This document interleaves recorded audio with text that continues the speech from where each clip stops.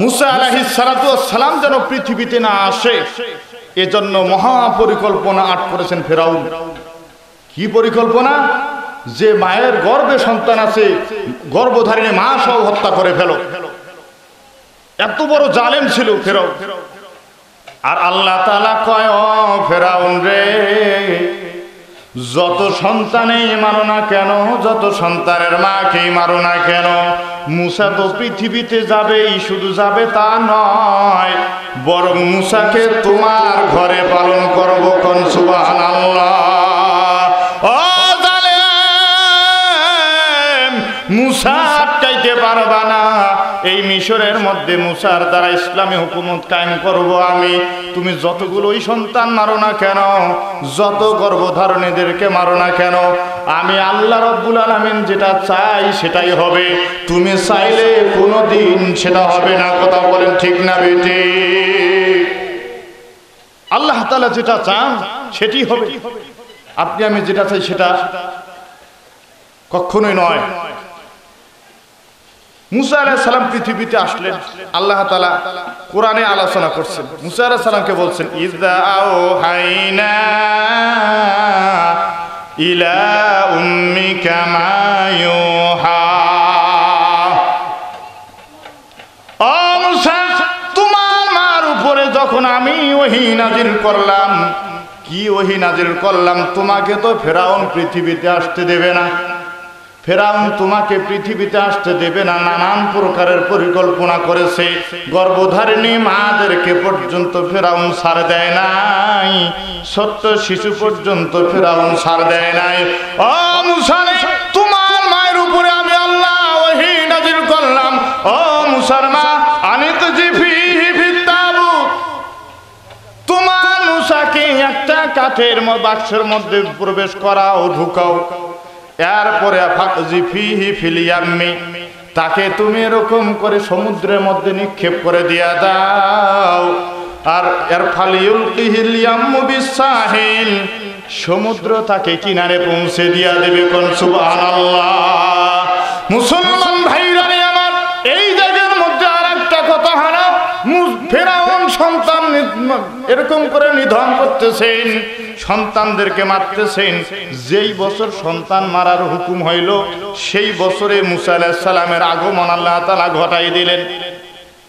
এরপরে ভাইরা আমার, মুসা আলাইহিস সালামের মাকে আল্লাহ তাআলা বললেন, ও মুসার মা, মুসাকে কাঠের বাক্সের মধ্যে প্রবেশ করাইয়া এক নদীর মধ্যে ছেড়ে দাও।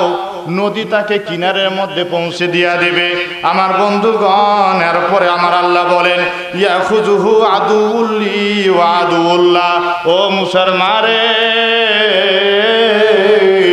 এমন একজন মুসাকে পেয়ে যাবে যে মুসারও দুশমন, আমারও দুশমন। এমন একজন মুসাকে পাবে, এমন একজন মুসাকে পাবে যে মুসারও দুশমন, আমারও দুশমন। আল্লাহ রাব্বুল আলামিন কুদরতের কোন চাল চালালেন। আল্লাহ রাব্বুল আলামিন কুদরতের কোন চাল চালাইছে। আল্লাহ কয়, মুসা রে, ফেরাউন রে, মুসাকে পৃথিবীতে যাইতে দিবা না, এটা তো হবেই না। মুসাকে তোমার ঘরে রাজকীয় খাবার দিয়া মানুষ করব। কোন সুবহানাল্লাহ।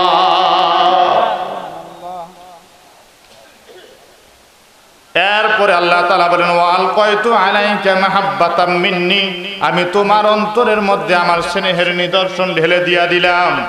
ওয়ালিতুসনা আলা আইনি, আর আমি তোমাকে প্রতিপালন করব। আমি আল্লাহ নিজে তোমাকে প্রতিপালন করব। কোন সুবহানাল্লাহ। মুসা রে, ফেরাউনের ঘরে তুমি থাকবা। ফেরাউন তোমাকে মারার জন্য হাজার হাজার সেনাবাহিনীকে বেতন দেয়। তুমি যেন পৃথিবীতে না আসো সেজন্য সেনাবাহিনীদেরকে বেতন দেয়, পুলিশদেরকে বেতন দেয়, র্যাবদেরকে বেতন দেয়। আর আমি আল্লাহ রাব্বুল আলামিন চাই তুমি পৃথিবীতে আসবা। সেনাবাহিনী তোমাকে স্যালুট করবে, র্যাব তোমাকে স্যালুট করবে, চিতা এরকম করে চিতা তোমাকে স্যালুট করবে, পুলিশ তোমাকে স্যালুট করবে, এবং কি ফেরাউন পর্যন্ত তোমাকে স্যালুট করবে। কন্যা সুবহানাল্লাহ। ফেরাউন মুসা ফেরাউনের ঘরে যাবে। আল্লাহ বলেন, ফেরাউন শুধু তোমার ঘরেই মানুষ করব তা নয়, কোন সন্তান যদি পৃথিবীতে আসে মায়ের ওপর এমনিতে দায়িত্ব হয়ে যায় দুগ্ধ পান করানো, ঠিক কিনা বলেন? দুগ্ধ পান করানোর জন্য কিন্তু কোনো মাকে বেতন দেওয়া লাগে না। আল্লাহ কয় ফেরাউন রে, মুসা তো পৃথিবীতে আসবে, তোমার ঘরের আজও কেউ খাবার খাবে, এরপরে মুসাকে তো দুগ্ধ পান করা লাগবে, সেজন্য বেতন তোমার ঘাড়ে উঠাই নেব। সুবহানাল্লাহ বলেন।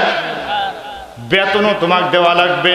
ও মুসলমান, সারা দুনিয়ার জালেমদেরকে আল্লাহ তাআলা এই শিক্ষা দিয়েছেন, ও জালেমেরা, ইসলামী আন্দোলন যতই কমাইতে চাও তোমরা, ইসলামী হুকুমতে রাস্তার মধ্যে যতই প্রতিবন্ধকতা সৃষ্টি করো, এইটা মনে করো না 2-4 জন 2000 5000 কে মেরে মনে হয় হয়ে গেল ঠান্ডা, আর মনে হয় ইসলামের কেউ নাই, আর মনে হয় ইসলামের পক্ষে কেউ আসবে না। না না, ফেরাউনের এইখান থেকে শিক্ষা নাও।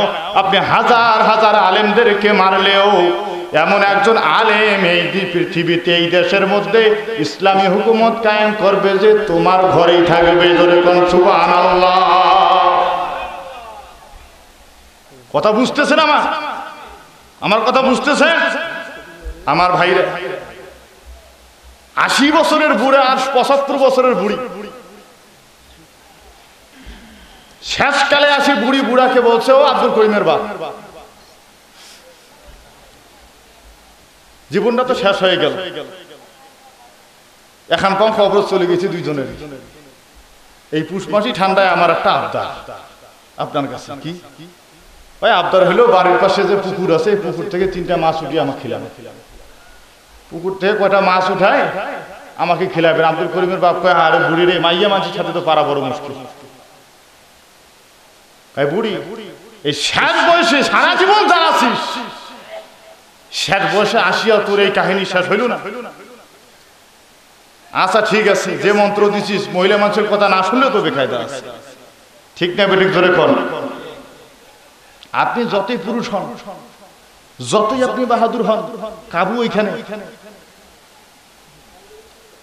মাছ উঠাইছে পুকুর থেকে, ঠান্ডার দিন এমনি হাঁটুয়া কাপা জ্বর, ঠান্ডা, আবার বুড়া মানুষ পানিতে নামছে, আরো কি একটা অবস্থা হয়ে গেছে। জাল ফিক মারছে, মাছও উঠছে 3টে। কয়টা? জোরে কোন কয়টা মাছ উঠছে? লোক তো 2টা। বুড়ি কয়, ও আব্দুল করিমের বাপ, আপনি পাবেন 2টা, আপনি পাবেন 1টা, আমি পাবো 2টা। আব্দুল করিমের বাপ কয়, তোমার জেদ খান এখন পর্যন্ত গেল না। এই ঠান্ডায় হাঁটুয়া কাঁপতে কাঁপতে পানিতে নামলাম, এখন পর্যন্ত শরীরটা কাঁপতে আছে, কষ্ট করে 3টা মাছ মারলাম, কোন আক্কেলে 2টা খাইতে চাও? ঠান্ডা খাইলাম আমি, মাছ খাবা তুমি, এটা আইন বহির্ভূত কাজ। 2টা খাবো আমি, 1টা পাবে তুমি। আমার বন্ধুগণ, আব্দুল করিমের মা ডাক দেয়া বলে, ও আব্দুল করিমের বাপ, আপনার কাছে আইন থাকতে পারে, আমার কাছেও কিন্তু আইন আছে। কি আইন? বলে, আমি যদি আপনাকে অর্ডার না করতাম, 3টা তো দূরের কথায় 1টা মাছের ফেসাও পাইতেন না। অতএব আমার উসিলায় যেহেতু পুকুরে নামছেন, সেহেতু আপনাকে 1টা খাইতে হবে আর আমাকে 2টাই দিতে হবে। বুড়িও খুব জেদি আর বুড়াও খুব জেদি। বুড়া কয়, 1টা 2টা ভাগ আর এখন হবে না, ভাগ হবে না। তবে এখন আমরা রাত্রে ঘুমাবো, যে আগে কথা বলবে সে খাবে 1টা, আর যে পরে কথা বলবে সে পাবে 2টা। বিচার খুব ভালো হয়েছে না? বুড়ি কয়, ঠিক আছে। বাপের বেটি আমিও, না হলে তোমার সংসার এতদিন থাকি কি করে করলাম? কথা বলবো না। রায় তো ঠান্ডা, রাইতে ঘুমাইছে। আব্দুল করিমের বাপ যে কইবে, আব্দুল করিমের মা, চাদরটা দাও, তাও তো করবে না, মাছের ভাগ কম। তাও আর কয়, রাত্রে উঠি বেসরা দিলে লাঠির কথা বলবে, আব্দুল করিমের মা, লাঠি কোন জায়গায় তাও বলতে পারে না, কারণ মাছের ভাগ কম। বুড়াও কথা কয় না, বুড়িও কথা কয় না, সারা রাত কাঁপতে কাঁপতে শুতে আছে। বিড়াল এই সময় পাইছে চান্স। বিড়াল একেবারে দরবেশের মতন আসিয়া, কোন প্রকার সাউন্ড শব্দ না করিয়া সাইলেন্ট অবস্থায় আসিয়া খালি একবার দেখে বুড়া এইদিকে শুতি আছে, বুড়ি এইদিকে শুতি আছে। বিড়া মেহমান এক মনে হয় জামাই এসছে, জামাইয়ের মতন বিলাই খায় মোসো তাও দিয়ে আবার দরজা পাড়া গেছে। বুড়িও কথা কয় না, বুড়াও কথা কয়। বুড়ি যদি কথা কয় মাছের ভাগ কমবে, বুড়া কথা কইলেও মাছের ভাগ। বিড়াল পাইছে এই সময় চান্স, তাকে মাছ কি হোক কথা কেউ কম কব না আর ভাগ যেন না কমে। মুসলমান কথা না বলে কথা না বলে আজকে মুসলমান ইসলামের যে অধিকার, মুসলমানের যে অধিকার সেটা নষ্ট হয়ে গেছে। বিড়ালে আপনার আমার অধিকারকে হরণ করে নিয়ে এনেছে। কথা বলেন ঠিক না বেঠিক? আরো জোরে বলতে হবে ঠিক না বেঠিক? এজন্য মুসলমানদেরকে জাগতে হবে, কথা বলতে হবে, অধিকার ফিরে নিতে হবে। রাজি আছেন ইনশাআল্লাহ? আমার ভাইরা, আল্লাহ তাআলা চাইলেন ফেরাউনের ঘরে মুসাকে আল্লাহ তাআলা লালন পালন করবেন। লালন পালন আল্লাহ তাআলা করলেন। কি হইল? যখন মুসা আলাইহিস সালাম নদীর কিনারে পৌঁছে গেলেন, যারা তেনাকে পাইলেন তারা ধরে নিয়ে আসলেন। আল্লাহ, আমি একেবারে সংক্ষিপ্ত করে বলছি। এরপরে মুসার মা তার মেয়েকে বললেন, মুসার মা তার মেয়েকে বললেন, মুসা আলাইহিস সালামের একটা বোন ছিল, সেই বোনকে বলেন ইস্তামশি উখতুক, যখন তোমার মেয়েকে বললে তাকে অনুসরণ করার জন্য, সে ফিরাউনের ঘরে গেল। মুসা আলাইহিস সালাম কোন মায়ের গর্ভে দুধ পান করেন না, এত দুধ মা আসে কারো দুধ পান করেন না, কারণ কুদরতের খেলা খেলছেন কে? আরো জোরে বলেন, কুদরতের খেলা কার? আল্লাহর কুদরতের খেলা। কারণ মুসার মাকে বেতন দিতে হবে তো, অন্য কাউকে বেতন দিতে যাবে কেন? এরপরে আল্লাহ তাআলা যখন বলেন ফাতাকুলু হাল আদুল্লুকুম আলা মাইয়াকুল, ওই মেয়েটা বলছেন যে আমি কি আপনাদেরকে একজন উত্তম ধাত্রী সংবাদ দেব যে এই সন্তানটাকে দুগ্ধ পান করাইতে পারবে? সুবহানাল্লাহ বলেন। কারণ সে তো জানে আমার ভাই আর আমার মা একে দুগ্ধ পান করাবেন। বলেন হ্যাঁ। আল্লাহ রাব্বুল আলামিন বলেন ফারাজানাকা ইলা উম্মিকা কাই তাকররা আইনুহা ওয়ালা তাহজান।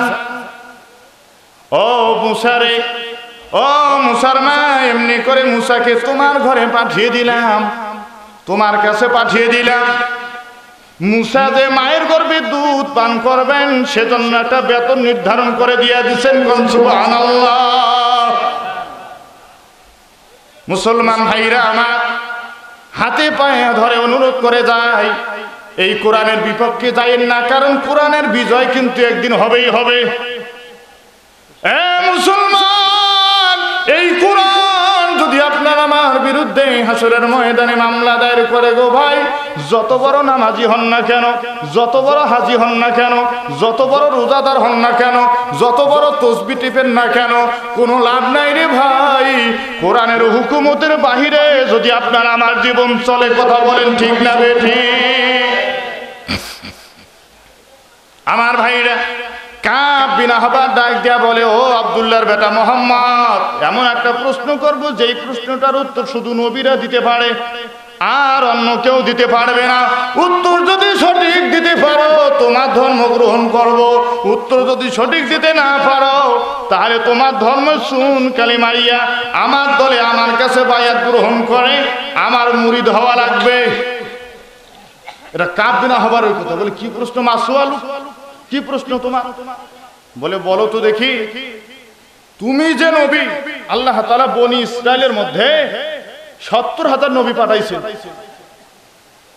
আর ইসমাঈল আলাইহিস সালামের বংশে পাঠাইছেন তোমাকে। প্রশ্ন হইল, আল্লাহ তাআলা তো তোমাকে বনি ইসরাইলের সেই 70,000 নবীর ধারাবাহিকতায় তোমাকে নবী বানায় পাঠাই দিতে পারতো, এককভাবে তোমাকে বনি ইসরাইল বাদ দিয়া অন্য জাতিতে অন্য বংশে তোমাকে পাঠার কারণটা কি? প্রশ্নটা কঠিন না? এক ধর্মের সিলসিলায় 70,000 নবী আসছে। নিয়ম তো ছিল যেই ধর্মের যেই সিলসিলায় 70,000 নবী আসবে যেই বংশে, সেই বংশে শেষ নবী আসার কথা। কিন্তু সেই বংশে শেষ নবী না আসিয়া ইসমাঈল আলাইহিস সালামের বংশে মুহাম্মদ সাল্লাল্লাহু আলাইহি ওয়াসাল্লাম আসলেন। এর কারণটা কি? আল্লাহ রাসূল মাথাটা নিচের দিকে করলেন, চক্ষু বন্ধ করলেন। আমার বন্ধুগণ, আল্লাহর নবী যখন চোখ দুইটা বন্ধ করতেন, চোখ বন্ধ করলে আরশে আজিমের সঙ্গে আল্লাহর নবীর যোগাযোগ হয়ে যায়। তো কোন সুবহানাল্লাহ। চিন্তায় পড়ে গেলেন, ঘটনা তো সত্য, কেমন করে আমাকে এককভাবে ইসমাইল আলাইহিস সালামের বংশে আল্লাহ তাআলা পাঠালেন, কারণটা কি? এই উত্তর তো আমার জানা নাই। আল্লাহ রাব্বুল আলামিন ফেরেশতাকে পাঠাই দিলেন জিবরাইলকে, ও জিবরাইল যাও আমার নবীর কাছে যাও, আমার নবী একটু বেকায়দায় পড়ে গেছে। সূরাতুল বাকারার 129 নম্বর আয়াত নিয়া জিবরাইল আমার নবীর কাছে যাও, আমার নবীকে বলে দিয়া দাও, রব্বানা ওয়াবাস ফীহিম রাসূলাম মিনহুম ইয়াতলু আলাইহিম আয়াতি। ও নবীজি, আপনাকে ইসমাইল আলাইহিস সালামের বংশে পাঠাইছেন আল্লাহ তাআলা, কারণ হলো ইব্রাহিম আলাইহিস সালামের জাতির পিতার দোয়ার ফসল হিসাবে আল্লাহ রাব্বুল আলামিন আপনাকে ইসমাইলের বংশে পাঠাইছে। কোন সুবহানাল্লাহ। ইব্রাহিম আলাইহিস সালাম দোয়া করেছিলেন আমাদের জাতির পিতা। কে জাতির পিতার নাম কি বলেন? আরে জোরে বলেন, জাতির পিতার নাম কি? আরো জোরে বলেন, জাতির পিতার নাম কি? জাতির পিতা কাকে বলে শুনেন, সাফাত করে জাতির পিতা বললে হবে না। কাকে বলে এখান থেকে পবিত্র কোরআন থেকে শুনেন জাতির পিতা কি জিনিস। এখন প্রশ্ন হলো, ইব্রাহিম আলাইহিস সালাম দোয়া করলেন, আল্লাহ আমার বংশের মধ্যে অর্থাৎ ইসমাইল আলাইহিস সালামের বংশের মধ্যে এমন একজন নবী পাঠান, যে নবী ইয়াতলু আলাইহিম আয়াতিক ওয়া ইউআল্লিমুহুমুল কিতাব ওয়া ইউযাক্কিহিম, কোরআন তিলাওয়াত করবেন, মানুষকে তালিম দিবেন, তাজকিয়া নফস করবেন, আত্মশুদ্ধি করবেন।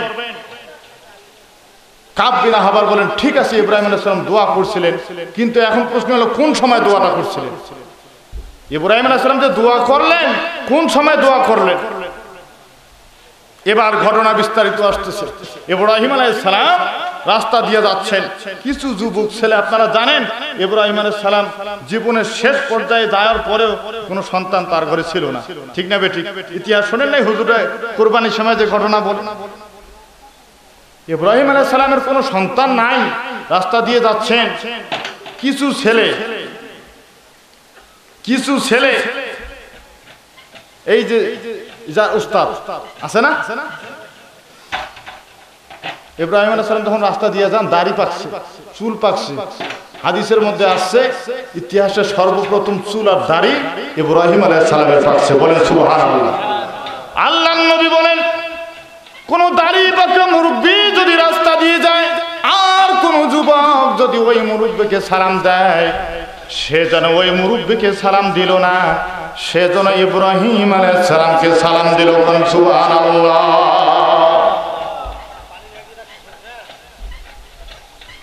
যদি কোন দাড়ি পাকা মুরব্বীকে কেউ সম্মান করে, আল্লাহর নবী বলেছেন, সেই ব্যক্তি দাড়ি পাকা মুরব্বীকে সম্মান করলো না, সে যেন ইব্রাহিম আলাইহিস সালামকে সম্মান করলো। ধরে কোন সুবহানাল্লাহ। আমার ভাইরা, এই ছেলেগুলো বলতেছে না, এই বুড়াটা মরে না কেন রে? এই বুড়াটা মরলে আমরা একটু স্বাধীনভাবে গান বাজনা করতে পারি।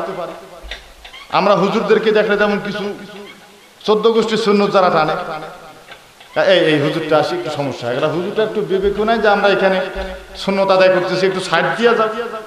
মানে হুজুর মানুষদেরকে দেখলেই যারা বিড়ি সিগারেট সচরাচর নেশা করে, তাদের একটু সমস্যা হয়, ঠিক কিনা?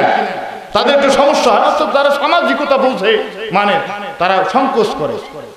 তো ইব্রাহিম আলাইহিস সালাম রাস্তা দিয়ে যায়, ওই যুবকেরাও যারা ওই যে মদ্যপান নেশায় যুক্ত, বলতেছে, আরে এই বুড়াটা মরে না কেন? এই বুড়াটা মরলে আমরা একটু ওপেন স্বাধীনভাবে একটু বিড়ি খেতে পারি, এরপরে 14 গোষ্ঠীর সুন্নত এটা আরেকটা আছে, ওটা একটু ঢালতে পারি। এই কথাটা ইব্রাহিম আলাইহিস সালামের কানে পৌঁছে গেছে। বলেন তো দেখি, কোনো মুরব্বীকে যদি কাউকে টার্গেট করে বলা হয় যে এই লোকটা মরে না কেন, লোকটার মন খারাপ হবে না খুশি হবে? খুশি হবে, মনটা বেজার। এই ছেলেরা বলছেন, এই লোকটা যদি মারা যায়, তাহলে আমরা আবার আগের মতো গান বাজনা করতে পারবো, ড্যান্স করতে পারবো, যাত্রা করতে পারবো, স্বাধীনভাবে আমরা বিড়ি সিগারেট অন্যায় অত্যাচার করতে পারবো। এই বুড়ার কারণেই হয় না। ইব্রাহিম আলাইহিস সালাম সঙ্গেই আল্লাহ তাআলার কাছে সিজদায় পড়ে গেল, আল্লাহ আপনি আমাকে যে দায়িত্ব দিয়ে পাঠাইছেন, এই দায়িত্ব আমি পালন করছি, আমার বয়স শেষকালে চলে আসছে। আয় আল্লাহ তাআলা, এই যুবকেরা বলছেন আমি মারা গেলে আবার তারা গান বাজনা করবে, আমি মারা গেলে আমার এই ধর্মকে তারা চুনকালি মেরে তাদের ওই পুরাতন ধর্মকে আবার তারা পুরাতন ধর্মের প্রতিফলন ঘটাবে। রব্বুল আলামিন বয়স শেষ হয়ে গেছে আল্লাহ, এখন আমারও বয়স শেষ, আমার স্ত্রীরও বয়স শেষ।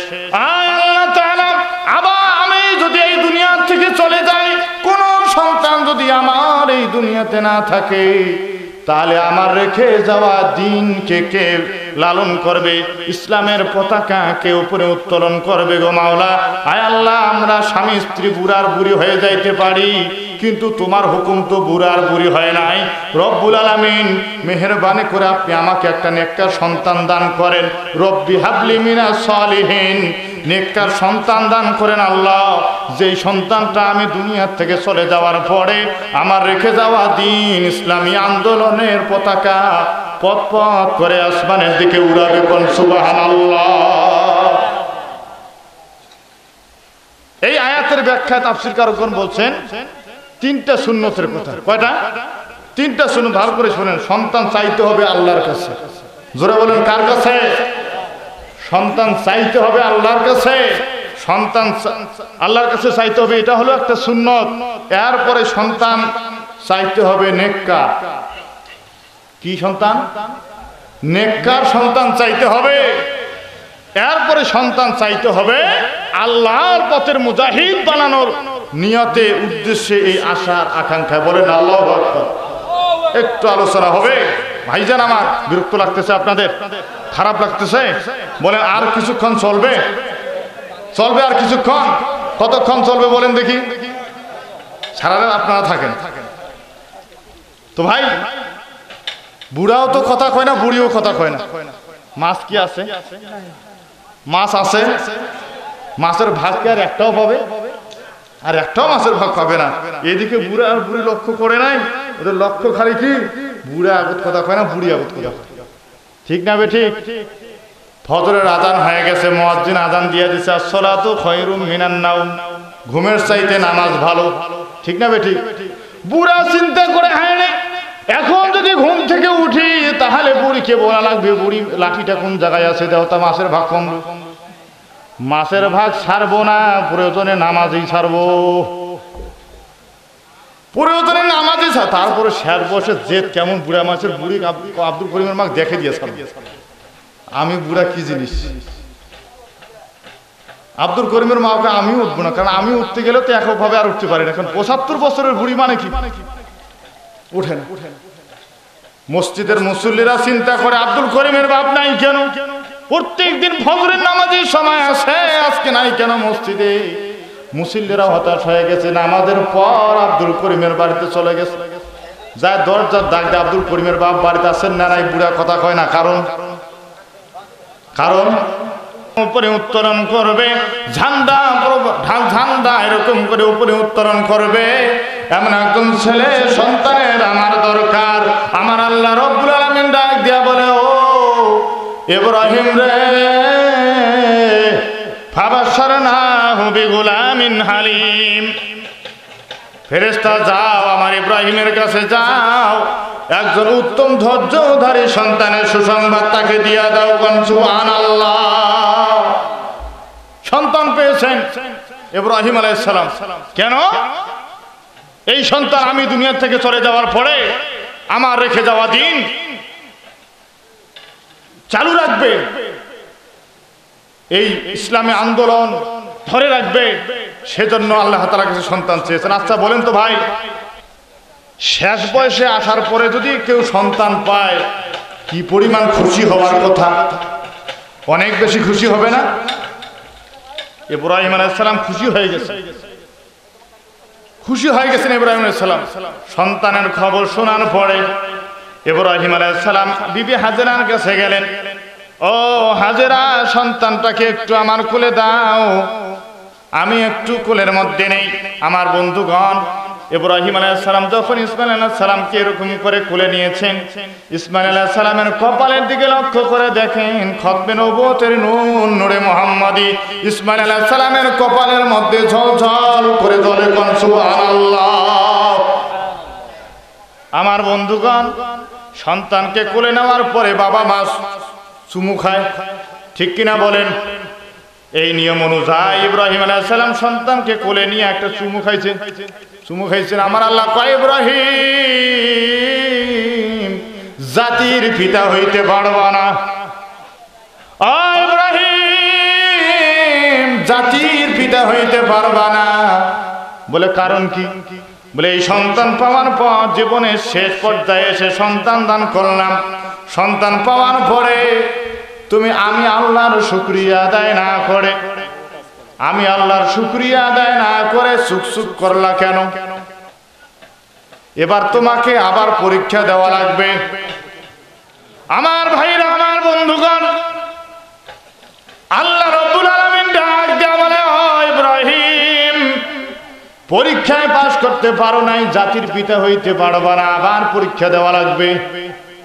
বলে আবার কি পরীক্ষা দেওয়া লাগবে? করে যেই সন্তানকে পাওয়ার পর আমার শুকরিয়া তুমি ভুলে গেছো, এই সন্তানকে আর তার মাকে বনবাসে পাঠাইতে হবে। কন্যা সুবহানাল্লাহ। এই সন্তানও রাখা যাবে না, আর মা সহ বনবাসে পাঠাই দিয়া দেয়। বাস সেখানে কিছুদিন থাকার পরে আল্লাহ তাআলা বলেন, ইব্রাহিম আপাতত পাস হয়েছে, যাও সন্তানের সঙ্গে আর তার মার সঙ্গে তুমি দেখা করো। সুবহানাল্লাহ বলে দীর্ঘদিন পরে ইব্রাহিম আলাইহিস সালাম আসতেছেন। ইসমাঈল আলাইহিস সালাম বাহিরে খেলা করতেছেন। ইব্রাহিম আলাইহিস সালাম বলেন, মান আনতা ইয়া সবি, হে বালক তুমি কে? ইসমাঈল আলাইহিস সালাম বলেন, এই বুড়া মানুষ তো জীবনে দেখি নাই, দাড়ি চুল পেকে গেছে, আপনার বাড়ি কোন জায়গায়? ইব্রাহিম আলাইহিস সালামকে যখন ইসমাঈল আলাইহিস সালাম জিজ্ঞাসা করলেন, আপনার বাড়ি কোন জায়গায়? বিবি হাজেরা বাড়ির থেকে টের পেয়েছেন এটা ইসমাঈলের বাবা আসছে। দৌড় দিয়ে এসে বলে, বাবা ইসমাঈল, কার কাছে কি জিজ্ঞাসা করো রে বাজান? এইটাই তো হলো তোমার বাবা, সেই বাবার জন্য রাত্রে ঘুমাবার সময় আমাকে বারবার বলতে, মা গো আমার বাবা কই মা? ও মা, আমার বাবা কেন আমাকে কোলের মধ্যে নেয় না? আমার বাবা কেন আমাকে বাজারে নিয়ে যায় না? আমার বাবা কেন আমার জন্য কাপড় চোপড় কিনে আনে না? আমার বাবা কেন আমাকে এরকম করে ভালো খাবার কিনে আনে দেয় না? ও মা, আমার বাবা কই? আমার বাবাকে দেখতে চাই। ও বাবা ইসমাঈল রে, ইনি হলেন তোমার বাবা। জোরে কোন সুবহানাল্লাহ। আমার ভাইরা, আমার বন্ধুগণ, এরপরে যখন নামাজের সময় হয়ে গেল, ইব্রাহিম আলাইহিস সালাম নামাজে দাঁড়াই গেলেন। নবী মানুষের নামাজ ছোট না লম্বা? জোরে কোন ছোট না লম্বা? লম্বা নামাজ। ইসমাঈল আলাইহিস সালাম কয়, অনেকদিন পরে বাবাকে পাইলাম, বাবা আবার নামাজে দাঁড়াইলো। এত লম্বা নামাজ, আমার মাও তো নামাজ পড়ে, কিন্তু এত লম্বা নামাজ তো পড়ে না। ও মুসলমান, ইসমাঈল আলাইহিস সালাম ছোট্ট মানুষ। বাবা যখন নামাজ পড়তেছেন, বাবার সামনে এসে বাবার মুখোমুখি হয়ে ইসমাঈল আলাইহিস সালাম হাত বাঁধছেন। অনেক সময় লক্ষ্য করে দেখবেন, ছোট্ট বাচ্চা যদি কারো বাড়ির মধ্যে থাকে, বাবা নামাজের মধ্যে দাঁড়াইছে, সন্তানও সামনে এসে আল্লাহু আকবার, বাবা সূরা কেরাত পড়ে হয় তার সাথে বেশি পড়ে। তার মানে বুঝাইতে চাই, আব্বা আপনি কয়টা সূরা জানেন? আপনার চাইতে আমি বেশি সূরা জানি। রুকুতে যাওয়ার আগে রুকুতে যায়, সেজদায় যাওয়ার আগে সেজদায় যায়। সেজদা দিবেন কোন জায়গায়? আবার অনেক সময় ওই সেজদা দিয়ে আসি পিঠের উপর চড়ে, এরকম হয় না? নামাজি বাড়ি হলে তো এরকম দৃশ্য জানার কথা, কিন্তু মুসলমান আর সমাজের নামাজি বাড়ির চাইতে স্টার জলসার বাড়ির পরিমাণ বেশি হয়ে গেছে। কথা কোন ঠিক না বেঠি? এখন আর সন্তানেরা বাবার সঙ্গে নামাজে দাঁড়ায় না, মার সঙ্গে নামাজে দাঁড়ায় না, বরং ওই স্টার জলসার জিটিভির মধ্যে কেমন কাপড় পরিধান করে, কোন আলতা ব্যবহার করে, কোন সোনা ব্যবহার করে, কোন লিপস্টিক ব্যবহার করে, কোন হিল ব্যবহার করে, কোন ওড়না ব্যবহার করে, কোন জামা ব্যবহার করে, এগুলো নিয়েই পারাপারি এখন আমাদের বাড়িতে। কথা কোন ঠিক না বেটি? আমার ভাইরা, নামাজীর সংখ্যা অনেক কম। 80% মানুষের ঘরের মধ্যে স্টার জলসার আবির্ভাব আছে না নাই? বউ শাশুড়ে কেমনে ঝগড়া করা যায়, শাশুড়ি আর বউয়ের ঝগড়া লাগার কৌশল কি কি, ননদে আর ভাবিয়ে ঝগড়া কেমন করে লাগাইতে হয়, এরপরে ভাবি আর ননদে কেমনে ঝগড়া লাগাইতে হয়, দেবর আর ভাসুরে কেমনে ঝগড়া লাগাইতে হয়, এটাই হলো স্টার জলসার কারখানা। ধরে কোন ঠিক না ঠিক? আপনার কোন হুজুর আপনি দেখছেন নাকি? না, আমি জীবনে ওটা দেখি নাই, তবে শুনছি। আমি শুনছি বের কেমন। এই যে আপনার কিছুদিন আগে একটা অনুষ্ঠান হইতো নাকি, ইয়াতে কি জানি অনুষ্ঠান নাম হইলো, এই যে আপনার এই যে ভারতের থেকে যে একটা অনুষ্ঠান হইতো, এগুলার নামও আমার স্মরণ থাকে না। এগুলো জামা যে বার হয়েছিল না কিছুদিন আগে, কিরণমালা, কিরণমালা আজ ছিল না কিছুদিন আগে। এই কিরণমালার কারণে আমাদের ওই জায়গায় একটা সংসার তালাক হয়ে গেছে, স্বামী স্ত্রী তালাক হয়ে গেছে। এটা একটা আশ্চর্য ঘটনা। কিরণমালার কারণে ঘটনাটা কি জানেন? ঘটনাটা হলো স্বামী বেচারা মানুষের বাড়িতে কাজ করে, খুব গরিব মানুষ। একটা লোক সারাদিন কাজ করার পরে শরীর ক্লান্ত হয়ে যায়। আবার আমাদের দেশের যারা কাজ করায় তাদের একটা সেপত হইলো জমি বাড়িতে টাকা দেবে না, বাজারে দেখা করে, বাজারে যা টাকা দেয়। কি আপনাদের এদিকে এই নিয়ম আছে? বাজারে টাকা দেয়। বেচারা সারাদিন কাজ করে, বাড়িতে আসার পরে গোসল টোসল ছেড়ে বাজারে গেছে টাকা নেওয়ার জন্য। এদিকে শুরু হয়েছে কিরণমালা। বেচারা কোন খায়ও নাই, খিদা লাগছে, বাড়িতে আসি দেখে দরজায়, বাইরের দরজায় তালা লাগা, ঘরের দরজা তো তালা লাগা। কিরে শরীমুদ্দিনের মাও গেছে কোন জায়গায়? এর ফাঁকে একটা বিড়াল আসিয়া চাটি ভাঙ্গা দিয়ে ঢুকি ভাত তরকারি একদম মুসর তাল দিয়ে চলে গেছে। এখন নাই খুঁজে দেখে কিরণমালা দেখতে আসে, ডাকি নিয়ে আসছে, কয় এখন যাবো না, এটা শেষ হোক তারপরে যাবো। কি আশ্চর্য ব্যাপার!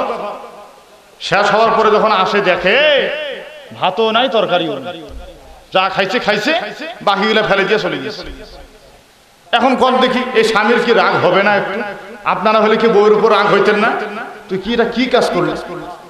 চূড়ান্ত খিদা, সারাদিন বেচারা কাজ করছে, আর কাজের রাগ, খিদার রাগ, আর ভাত নষ্ট হওয়ার রাগ, তিন রাগ এক হয়ে বউয়ের উপরে রাগ, বউর উপরে চড়া হয়েছে। বউ এখন কয় তোমার সংসার আমি দরকার হলে করবো না, দরকার হলে বাপের বাড়ি চলে যাব, তোমার মতন স্বামী আমার দরকার নাই। কত স্বামী তোমার মতন আছে আমার? এই রাগারাগিতে দিছে দুইটা মায়ের সালিশ মিটিং করিয়ে ছেলে কথা আমি আর এই বউ কিনে সংসার করবো না, সংসারটা তালাক হয়ে গেছে।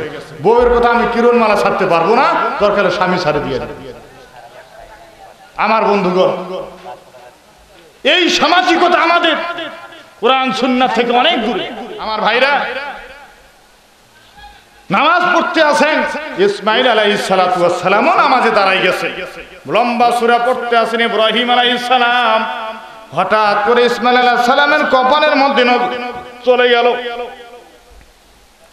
ইব্রাহিম আলাইহিস সালাম যখন কপালের মধ্যে নজর চলে গেছে, এবার দেখে আর আগে যে ইসমাইলের কপালের মধ্যে নূরে মুহাম্মাদি ঝলঝল করে জ্বলতেছিল, তারও দ্বিগুণ হয়ে ইসমাইলের কপালে জ্বলতেছে। কোন সুবহানাল্লাহ!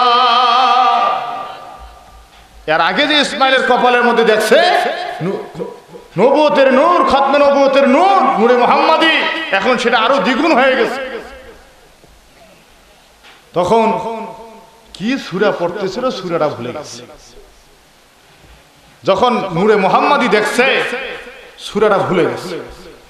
আল্লাহ রাব্বুল আলামিন ডাক দেয়া বলে, ও ইব্রাহিম রে, জাতির পিতা হইতে পারবা না, আবার পরীক্ষা দেওয়া লাগবে। সুবহানাল্লাহ! কোন সাফার জুড়ে জাতির পিতা হওয়া যায় না, জাতির পিতা হতে গেলে মহা পরীক্ষা দিতে হয়। কথা ঠিক না বেটে? আয় আল্লাহ, কি পরীক্ষা দেওয়া লাগবে, আবার কি পরীক্ষা দেব? আল্লাহ রাব্বুল আলামিন বলেন, এবার কোন সিলেবাস দিব না, সিলেবাস ছাড়া এবার পরীক্ষা হবে। আচ্ছা বলেন দেখি, সিলেবাস ছাড়া পরীক্ষা হয় নাকি? সিলেবাস ছাড়া পরীক্ষা হবে।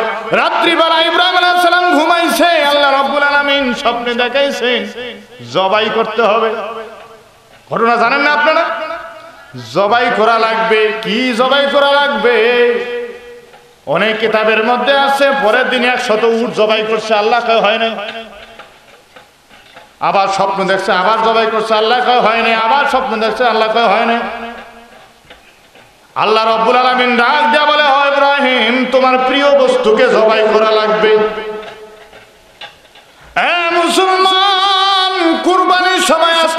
সাহেবেরা এই ওয়াজটা বেশি বেশি করে। ইব্রাহিম আলাইহিস সালাম জবাই করলেন, হলো না, তার কারণ কি? তার নিয়ত খারাপ ছিল নাকি? কথা বলেন না যে প্রথম জবাই করলেন, কবুল হলো না, কি নিয়ত খারাপ ছিল ইব্রাহিম আলাইহিস সালামের? না, মুসলমান নিয়ত খারাপ ছিল না, টাকাও হারাম টাকায় ঘোড়া উট কেনা ছিল না। আল্লাহ রাব্বুল আলামিনের কাছে উদ্দেশ্য উট নয়, আল্লাহর কাছে উদ্দেশ্য হলো ইখলাস। জোরে বলেন কি? ইখলাস আল্লাহর কাছে উদ্দেশ্য। আমার ভাইরা, এরপরে আল্লাহ তাআলার ইশারায় বুঝাই দিলেন ইসমাইল আলাইহিস সালামকে কুরবানি করা লাগবে। ইসমাইলকে সঙ্গে করে নিয়ে ইব্রাহিম আলাইহিস সালাম কুরবানি করার জন্য যাচ্ছেন। কুরবানি করবেন, যাবেন সেই জায়গার মধ্যে মার কাছ থেকে বিদায় নিয়েছেন। প্রতিমধ্যে শয়তানেরা শয়তানি শুরু করে দিয়েছে। ইব্রাহিম আলাইহিস সালাম পাথর নিক্ষেপ করেছেন, ওই পাথর আজও পর্যন্ত স্মরণীয় হয়ে আছে।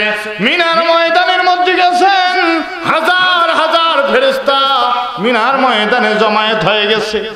ইব্রাহিম আলাইহিস সালাম ইসমাইল আলাইহিস সালামকে ডাক দিয়া বলেন, বেটারে, এরকম করে ফালাম্মা বালাগা মাহু সাইয়া ক্বালা ইয়া বুনাইয়া ইন্নী আরা ফিল মানামি আন্নী আযবাহু ফানজুর মাযা তারা। আল্লাহ রাব্বুল আলামিন পুরো ঘটনাটা কোরআনে কোট করে দিয়া দিয়েছেন, কোন সুবহানাল্লাহ। ইব্রাহিম আলাইহিস সালাম ডাক দিয়া বলেন, ও বেটা ইসমাইল, স্বপ্নের মাধ্যমে দেখেছি রে বাজান, তোমাকে জবাই করেছি, তোমার মন্তব্যটা কি? ইসমাইল আলাইহিস সালাম ডাক দিয়া বলেন, ক্বালা ইয়া আবাতি ফাল মা তুমার সাতাজিদুনি ইনশাআল্লাহু মিনাস সাবিরিন। জোরে কোন আল্লাহু আকবার। কোন দেরি করেন নাই, বলছেন ক্বালা ইয়া আবাতি ফাল। ইফআল আমরের সিগা ব্যবহার করেন বলে, আল্লাহ, আয় আব্বা, আপনি এখনই আপনার কাজ সম্পূর্ণ করে ফেলেন, আমার কাছে কোনো সমস্যা নাই। হাসরের ময়দানে আপনি ধৈর্যধারীদের সঙ্গে আমাকে পাবেন। জোরে কোন সুবহানাল্লাহ। শোয়াই দেওয়া হলো জবাই করার জন্য। হাজার হাজার ফেরেশতা মিনার ময়দানে আসছেন। আল্লাহকে ডাক দেয়া বলে, মাবুদ গো, এ কেমন দৃশ্য গো আল্লাহ! শেষ বয়সে আপনার কাছে দোয়া করে ইসমাইলকে পেয়েছে, আয় আল্লাহ, পাওয়ার পরে আবার মা এবং সন্তানকে বনবাসে দিতে হয়েছিল মাবুদ। এখন আবার বনবাসে এখানে আসার পরে আবার দেখেন বাবা হয়ে সন্তানকে কি করে জবাই করে। আয় আল্লাহ, ইসমাইল তো শুয়ে গেছে, ইসমাইলকে আপনি বাঁচান, ইসমাইলকে আপনি রক্ষা করেন। আমার আল্লাহ বলে, ফেরেশতারা রে, তোমরা বলছিলে মানুষ বানাবার কোনো দরকার নাই, মানুষ পৃথিবীতে পাঠানোর কোনো দরকার নাই। মানুষ পৃথিবীতে গেলে দাঙ্গা হাঙ্গামা করবে, রক্তে রক্তাক্ত করবে, হিংসার হানাহানি করবে। কিন্তু ফেরেশতারা আজকে দেখো,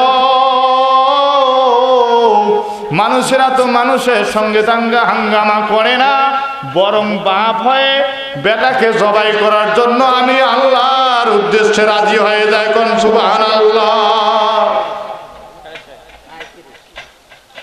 আমার ভাইরা, মুসল্লিরা তো বাড়িতে আসি কয়, আব্দুল করিমের বাপ, আব্দুল করিমের বাপ ডাক শোনা দেয় না, আব্দুল করিমের মা ডাক দেয়, আব্দুল করিমের মাও শোনা দেয়। এবার মুসল্লিরা চিন্তা করে, দুইজনে মনে হয় মারা গেছে, চাটি ভাঙ্গি বাড়ি ঢুকছে। আব্দুল করিমের বাপও কথা কয় না, আব্দুল করিমের মাও কথা কয় না। কারণ কথা কইলেই, কথা বলেন, কথা বললেই ভাগ কমে যাবে। এদিকে হালায় ও আব্দুল করিমের বাপ কথা কয় না, এদিকে হালায় ও আব্দুল করিমের বাপ কথা কয় না। আহা, এই জন্য লোকটা ফজরের নামাজও পড়তে যায়নি। আসলে মারা গেছে, কথা বলেন, মরছে না, লোভে পড়ে নামাজ কাজা করছে, এখন পাট নিচে মৃত্যু ব্যক্তি। বুড়িকে ডাক দেয়, বুড়িও কথা কয় না, কয় বুড়া যেহেতু কথা কয় না, আমি কি কম বাপের বেঠি নাকি, আমি কথা বলবো? বুড়িও কথা বলে না। লোকজন সিদ্ধান্ত নিল, হ্যাঁ রে, বুড়া বুড়ি সারা জীবন ভালো মানুষ ছিল, কোনোদিন কাজিয়া ঝগড়া করে নাই। আল্লাহ মনে হয় চাইছে দুইজনকে কি একই দিনে নিয়ে গেছে। এখন আমাদের দোষের জন্য দায়িত্ব হলো বুড়া বুড়ি কি একটা কবরে দাফন করব। ওটাও মিলেমিশে থাকুক। কেউ বাজারে গেছে কাপড় কিনে আনার জন্য, কেউ কবর খুঁড়তেছে, কেউ বাগানে গেছে, সব ক্লিয়ার। জানাজার নামাজ হয়ে গেল, কবরে নামাচ্ছে। কয়জন কবরে নামে? আপনাদের এদিকে কবরে নামে কয়জন? দুইজন না তিনজন? আমাদের ওদিকে তিনজন কবরে নামে, মানে দুইজন দুই সাইডে থাকে আর একজন মিডিল। বুড়াকে নামাইছে, বুড়িকে নামাইছে, তিনজন কবরের মধ্যে নামছে। বুড়াকে সর্বনাশ, মাটি যদি দেয় খবর খারাপ আছে। বুড়া ডাক দেওয়া কয়, বুড়ি রে তুই বেশি খা, আমি কম খাবো, তুই দুইটা খা, আমি একটা। যেই তিনজন কবরে নামছে দোয়াইনুস পড়তে পড়তে লাভ মারিয়ে উঠছে। এই যে দৌড় মারছে, ওরে ভাই বুড়া বুড়ি কবরে রাখার সঙ্গে সঙ্গে ভূত হয়ে গেছে। কেন ভূত হলো কেমনে? কয় বুড়া বুড়ি বেলে খাবে দুইটা, বুড়া বেলে খাবে একটা। আর একটু যদি দেরি করতাম তাহলে আমাদের জীবন শেষ হয়ে যাইতো। মুসলমান মানুষ লোভে পড়ে কবর পর্যন্ত, সেখানেও দুর্নীতি। কথা বলেন ঠিক না বেঠিক? সত্যকে প্রকাশ করতে চায় না। আছে না নাই? আরো জোরে বলেন, আছে না নাই? আমার ভাইরা, হাজার হাজার ফেরেশতা এই দৃশ্য দেখার জন্য এসেছে। ইসমাইল আর ইব্রাহিমের এই করুণ কাহিনী আল্লাহ রব্বুল আলামিন এই কাহিনী ফেরেশতাদেরকে বুঝাচ্ছেন। ও ফেরেশতারা, তোমরা নিষেধ করেছিলাম মানুষ যেন না পাঠাই, মানুষ পাঠাইলে দাঙ্গা হাঙ্গামা করবে, কিন্তু আজকে দেখো আমি আল্লাহর উদ্দেশ্যে বাপ তার ছেলেকে জবাই করতে রাজি হয়ে যায়।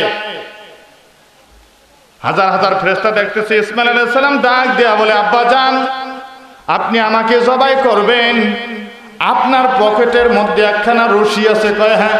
বলে আব্বা জান এই রশি খানা দিয়ে আমার হাত পা গুলো বেঁধে নেন, শক্ত করে বাঁধেন। বলে কেন?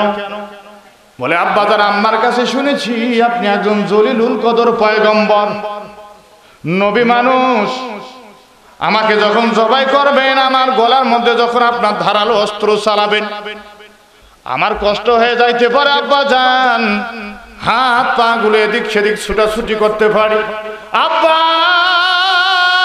আপনি নবী মানুষ, আপনি কষ্ট পাইতে পারেন। আপনাকে যদি আমি কষ্ট দিই হাসরের ময়দানে, আল্লাহ যদি জিজ্ঞাসা করে ইসমাইল রে আমার নবী আমার খলিল ইব্রাহিমকে কেন কষ্ট দিছিলে, জবাব দিতে পারবো না। ও আব্বা আপনার রশি দিয়ে আমার হাত পা গুলো বেঁধে নেন। হাত পা গুলো বাঁধা হলো। এরপরে ইসমাইল আলাইহিস সালাম ডাক দিয়ে বলে, আব্বা জান আপনার কাঁধে একখানা রুমাল আছে, আব্বা এই রুমাল দিয়ে আমার চোখ মুখ গুলো ঢেকে নেন। ডাক দিয়া বলে, ও বেটা ইসমাইল তোমার চোখ মুখ কেন বাঁধতে হবে রে বাজান? কারণটা কি আর পিছনে হাকিকত কি? ডাক দিয়া বলে, ও আব্বা জান সাধারণ কোন সন্তান আমি আপনার নই, শেষ বয়সে আল্লাহর কাছে দোয়া করে আপনি আমাকে এনেছেন। আল্লাহ আব্বা অনেক যত্ন করে মায়া মহব্বত আর স্নেহ আমার উপরে করেছেন আপনি। আব্বা জান আমার গলার মধ্যে যখন আপনি ছুরি চালাবেন, আমার মায়া ভরা মুখখানা দেখে আপনার দিলে একটু স্নেহ জাগতে পারে, মায়া আর মহব্বত জাগতে পারে। ছুরি চালাইতে একটু দেরিও করতে পারেন আব্বা, ছুরি চালাইতে যদি আপনার দেরি হয়ে যায় হাসরের ময়দানে জবাবদিহিতা করতে আমাদের কষ্ট হবে। এজন্য আপনি আমার মুখখানাকে বেঁধে নেন সুন্দর করে। মুখখানাকে বেঁধে নেওয়া হলো। এরপর ইসমাইল আলাইহিস সালাম ডাক দিয়া বলে, আব্বা জান আপনার অস্ত্রটাকে ভালো করে ধার দেন। কারণটা কি? বলে আব্বা যদি আবার বেশি অস্ত্র চালাইতে হয় আমি কষ্ট পাবো, আপনার দিলের মধ্যে মায়া মহব্বত আসতে পারে। ধার দিয়ে দেন। ধার দিল, চোখ বাঁধলো, এরপরে হাত পাগুলো বেঁধে দিল।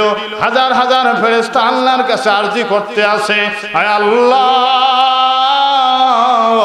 ইসমাইলকে বাঁচান, ইসমাইলকে বাঁচান আল্লাহ। আল্লাহ ডাক দিয়া বলে, ও ফেরেশতারা রে আমার কুদরতি খেলা তোমরা দেখতে থাকো। আমি কি করি? ইসমাইলকে তো বাঁচাবো আমি, আল্লাহ সুবহানাল্লাহ বলেন।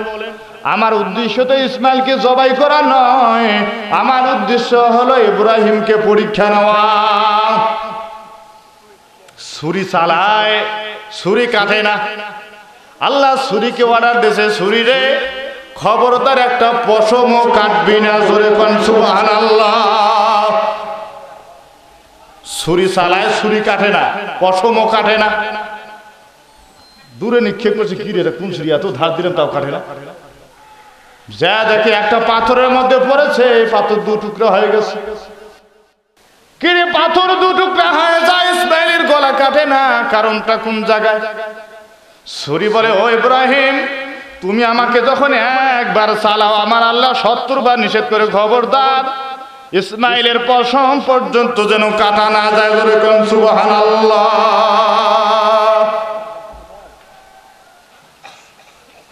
আল্লাহ তাআলার পরীক্ষা, ছুরি কাটেই না।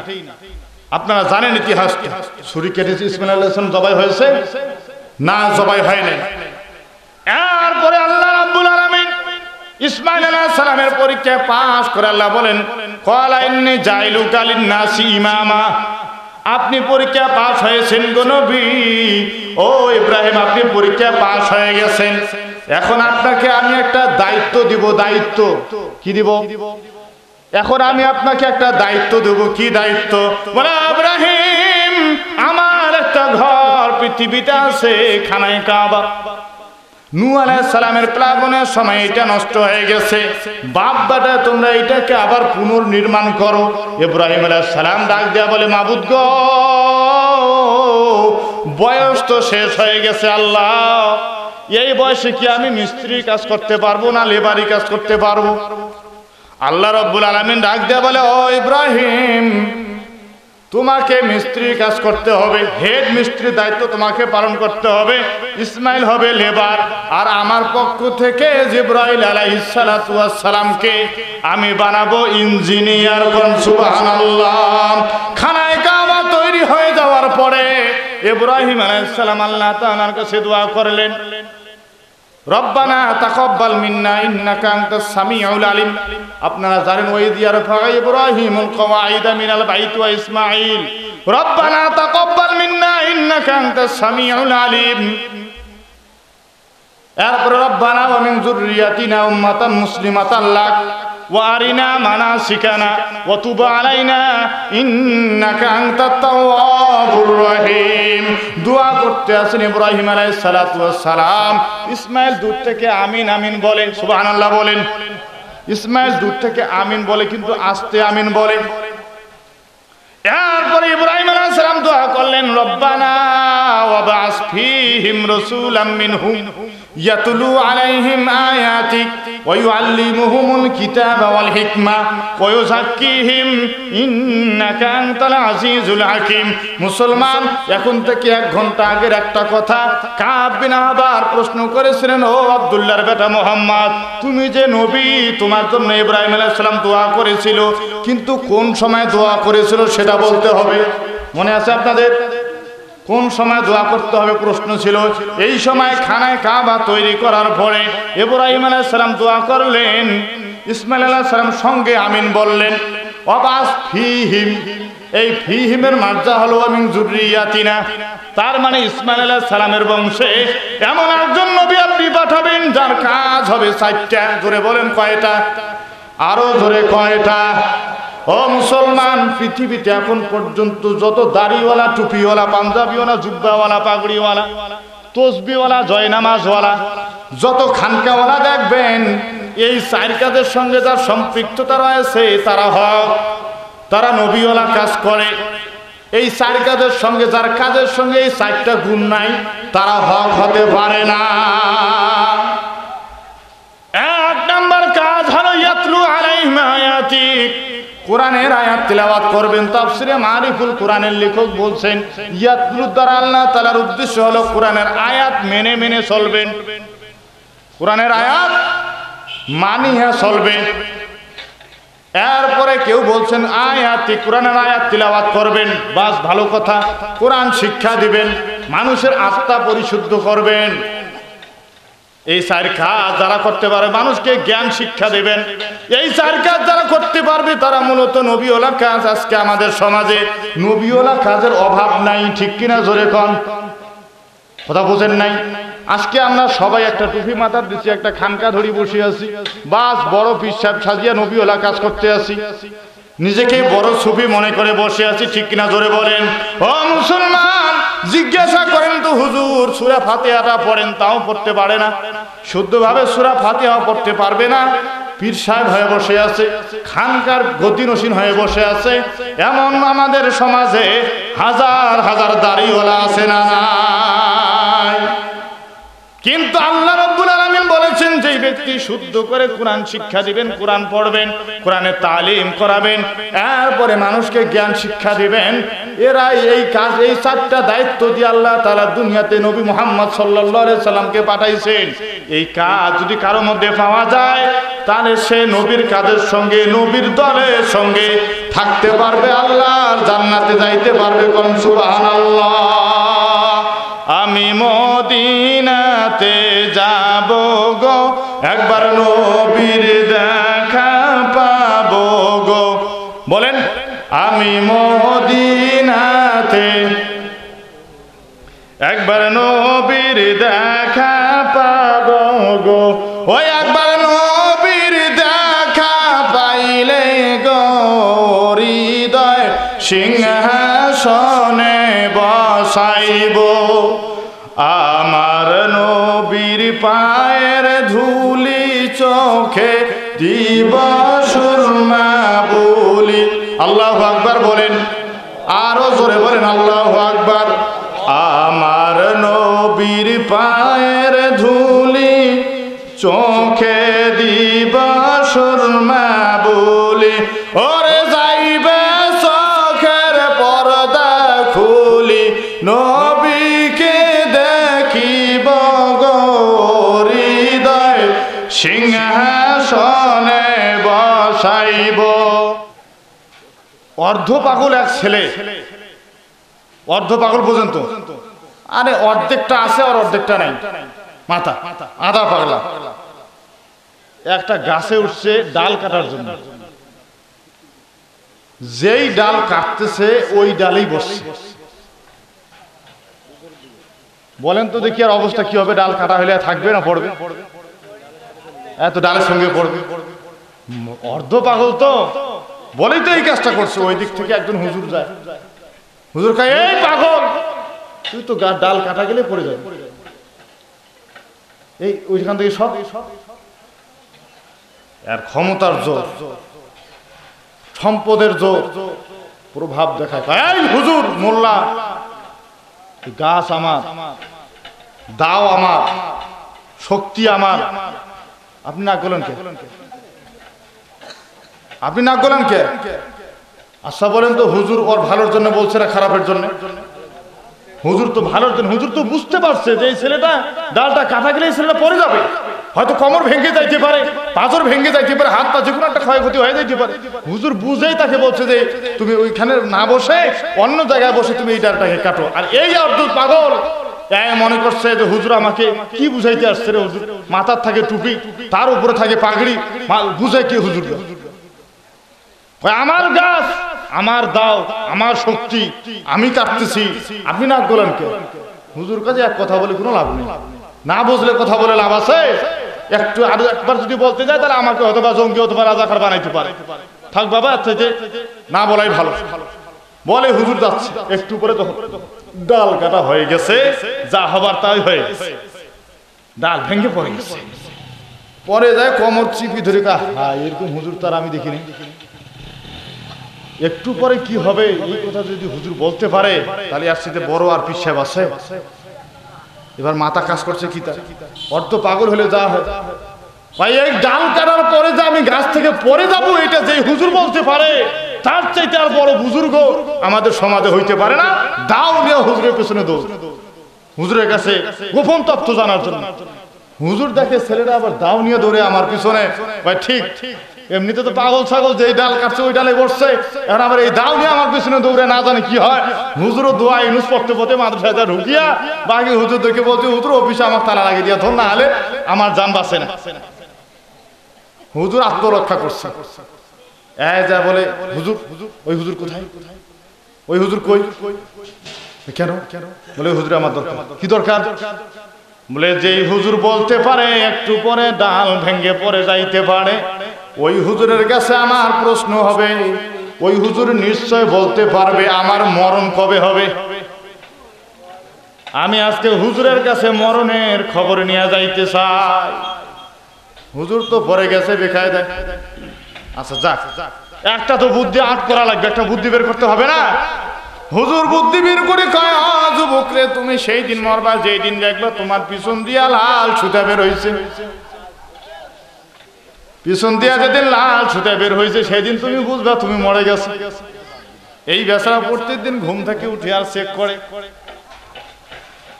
বাজার থেকে একখানা লাল গামছা ক্রয় করছে, ক্রয় করিয়া পড়ছে। বাজার লাল গামছা যদি কেনেন দেখবেন কিছু সুতা কিন্তু ঝুলা থাকে, থাকে না? না থাকে। মুসলমান ভাইরা আমার, এই জুতা পরিয়া এই গামছা পরিয়া পরের দিন ঘুম থেকে যখন উঠে আবার চেকিং হলে গেছে, দেখে আজকে সুতা বের হয়ে গেছে আর আমি নাই, আমি মারা গেছি। যা সলিমউদ্দিনের মা ডাক দেয়া বলে, সলিমউদ্দিনের মা, মসজিদের ইমাম সাহেবকে বড় আমার জানাজার নামাজের ঘোষণা হোক। আপনারা বলেন, কোন জীবিত মানুষ যদি মৃত্যুর কথা বলে কেউ কি তার কথা শুনবে নাকি?